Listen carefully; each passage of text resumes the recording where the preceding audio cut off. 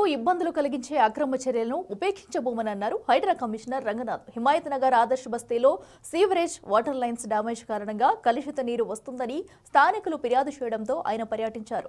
Water works, GHMC అధికారులతో కలిసి సమస్యలను పరిశీలించిన కమిషనర్ కొన్ని చోట్ల ఉండాల్సిన దానికంటే తక్కువ పరిణామంలో పైప్ లైన్స్ ఉండటం లీకేజీకి కారణమని గుర్తించారు. ఈసారి రైనీ సీజన్ లో ఎవరు కూడా ఇళ్లలోకి నీళ్లు రాకుండా సేఫ్ జోన్ అయ్యారు. బాగా వచ్చింది. అక్కడ ఒక బస్తీకి ఆనుకుని ఉన్న నాలా వద్ద రిటైనింగ్ వాల్ నిర్మాణం చేపడతామని హామీ ఇచ్చారు. ఇక అక్రమ నిర్మాణాల వల్ల డ్రైనేజీ సమస్యలు ఏర్పడ్డాయని, అలాంటి వాటిపై కఠిన చర్యలు ఉంటాయని ఆయన స్పష్టం చేశారు. స్థానికుల అభ్యర్థనతో వచ్చి సమస్యలకు పరిష్కారం చూపిన హైడ్రా కమిషనర్ కు స్థానిక కార్పొరేటర్ మహాలక్ష్మి రామన్ గౌడ్ ధన్యవాదాలు తెలిపారు. ఈ ఆదర్శ బస్సులో కూడా చిన్న ప్రాబ్లమ్స్ ఉన్నాయి. అంటే పైప్ లైన్ కొన్ని చోట్ల కన్స్ట్రిక్ట్ అయింది. అంటే 8 అంగుళాలు ఉండాల్సింది కొన్ని చోట్ల 4 అంగుళాలకు వచ్చినాయి. అట్లా కూడా ఆ ప్రాబ్లం కూడా వాళ్ళు చెప్పినారు. సో అన్నిటినీ అంటే వాళ్ళ అక్కడ అపార్ట్మెంట్స్ది ప్రాబ్లం సాల్వ్ చేస్తే కనుక బస్సులో మాకు ప్రాబ్లం అవుతుందని వీళ్ళు ఒక భయాందోళనతో వీళ్ళు ఉన్నారు.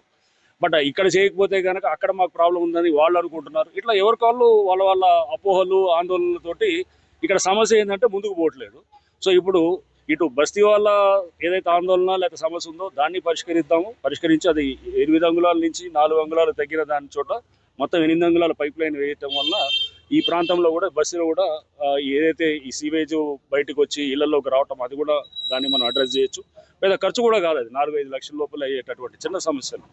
అండ్ అట్లానే ఈ బస్సీ నుంచి మన అపార్ట్మెంట్స్ నుంచి వచ్చి ఇక్కడికి వచ్చేటప్పుడు ఇక్కడ కూడా ఒక 4 పైపులు డ్యామేజ్ అయినాయి. ఆ పైపులు కూడా చేంజ్ చేస్తే కూడా ఇమీడియట్గా ప్రాబ్లమ్ సాల్వ్ అవుతుందని చెప్పి ఇంజనీర్స్, వాటర్ బోర్డు వాళ్ళు, జిహెచ్ఎంసీ కార్పొరేటర్ గారు కూడా ఉన్నారు.